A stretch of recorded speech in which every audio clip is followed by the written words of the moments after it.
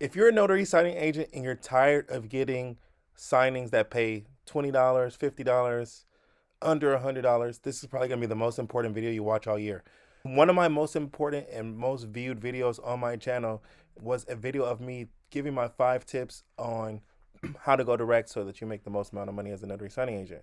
Well, that video, even though it got so many great reviews and so many great responses, I feel like there was a lot of on the surface level information in that video. So this is more like a part two, really diving deep behind my computer and showing you how to get higher paying signings from direct, from escrow and title. So stay tuned.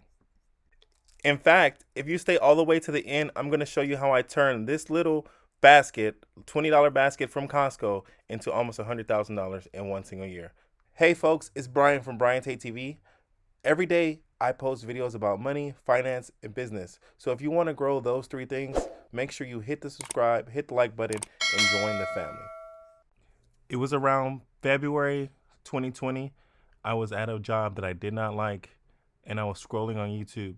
And then I saw a video about becoming a loan signing agent. That is what led me down the rabbit hole to becoming a notary signing agent. I saw an interview about a young man who was making over $6,000 a month in his first or second month as a notary signing agent, and it intrigued me. So I started the process and started the journey. Little did I know that in March of 2020, virus hit and I was actually furloughed from my job. So thankfully I had started the process down this road, because this ended up, drastically changing my life and my family's life. So I am eternally grateful for this industry and eternally grateful for this career. So in this video, I want to dive right in and give you guys the 5 tips that are going to help you make the most amount of money as possible in this industry. I got started like most people. I got started doing signings for signing services, and I am thankful for signing services. I still do signings here and there for signing services. But there is a drastic difference in pay for doing a signing for a signing service where you're splitting the fee with them, as opposed to doing signings directly for title and escrow. And if you have a family, or even if you were taking care of yourself, it behooves you to put yourself in the best situation possible to truly be able to provide. In business, there are literally 3 ways, and only 3 ways, to scale a business. You can acquire more customers, increase your revenue, and get those customers to pay you more often or do business with you more frequently. So by going direct, you hit the nail on the head with 2 out of those 3 things, and you almost immediately scale your business overnight, or you at least double your business. Now, like the first 6 months of my signing agent career, I did strictly signing services. And once again, like I said, I am forever grateful for that experience. But at some point in your career, you have to draw a line in the sand and say, I am worth more, I deserve more. So here are the 5 tips that are going to help you start that process today. So tip number 1 that I have is find your potential clients. Now, there's multiple places where you can find your potential clients. Obviously, title companies and real estate agents and escrow companies. One of the easiest ways is simply just Googling title and escrow companies in your area. I live in Los Angeles, so if I just go to Google right here and type in Los Angeles escrow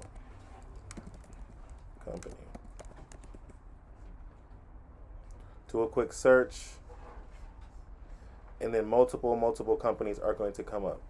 My strong recommendation is that you start a little bit further away from where you personally live, just because if you are a new signing agent, obviously you probably may make mistakes, and you don't want to damage your relationship with your ideal client who may be closer to your home. So you start a little bit further out, and you can even use the maps to coordinate that. I call this helicoptering, but basically you pull up the map, and then you can look at the escrow companies by location to determine how far out or how close that you want to start when you start your journey.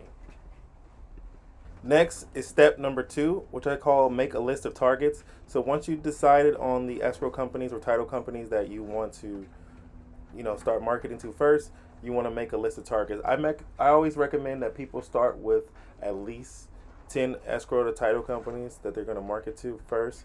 You want to make that list of, like the strongest 10, and you can do that based off reviews, people's comments. You can look on Google And I always try to start with those core 10 that I want to start and build a relationship first.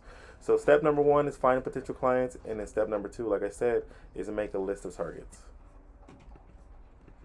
A bonus tip that I can't even believe that I'm going to share with you guys is that once you have those companies, you can take the company's name and put them in a search like Yelp, and then what you want to do is go to that company, for example, and then you want to look at the comment section and see which one of the escrow officers is the most highly recommended or the one that is the most responsive.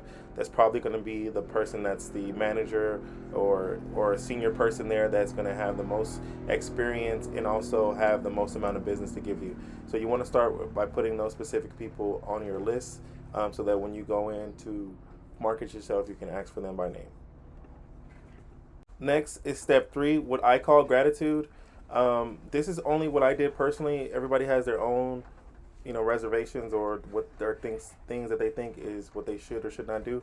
I went to my local Costco and I got a couple of those gift baskets that you saw in the earlier part of this video, just to show my gratitude in advance for them even giving me the opportunity to speak with them and take my time, or take their time. Sorry about that. So yeah, I just, nothing too crazy, just a couple $20 gift basket just to go in. And when I went in to introduce myself, I took that in and I asked for the escrow officers by name, the ones that I mentioned and I pulled from Yelp.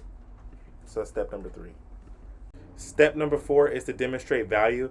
If you've taken my steps, like the bonus steps on getting the escrow officer's name, when you go in to gratitude and show your appreciation, you want to have a lighthearted conversation with that person, express to them, why they should use you over other notaries. And then also you want to take the time to ask them questions and figure out what they need and what specific needs that they have in that office. If you actually take the time to actively listen, you will hear things that the escrow officer or title person is telling you that they have a problem or challenge. And then that becomes your opportunity to tell them how you can solve that or alleviate that problem for them, so that you stand out from the other notaries that may be going in to pitch themselves as well. Step number 5 is simply going to be to follow up. You want to have some kind of routine or system that you use to consistently go back in, whether it's in person or through email, to follow up and actually forge and build a relationship with the person. Most people and most escrow officers, title officers, real estate agents, they already have a set number of people that they already use and they already have a relationship with. So the chances are that they're going to give you a shot overnight are kind of slim to none. It does happen. It happened for me and other people as well, but the chance that it's going to happen on the first encounter is not likely. So you want to show that person that you're in this for the long term and the long haul. So you want to start building that relationship. Find out about their kids, find out about their habits, find out about the things that they like and don't like, so that you can really build a genuine relationship. Because at the end of the day, business is truly about building relationships and seeing what you can do for the other person. So once you do that and start forging that, you will start to get work and you will start to get those higher paying signings. And this has been Brian Tate from Brian TV. I produce content like this each and every day to help you expand your business, make more money, and improve your finances. So if you like what I've shared today, please make sure you subscribe, hit the like button.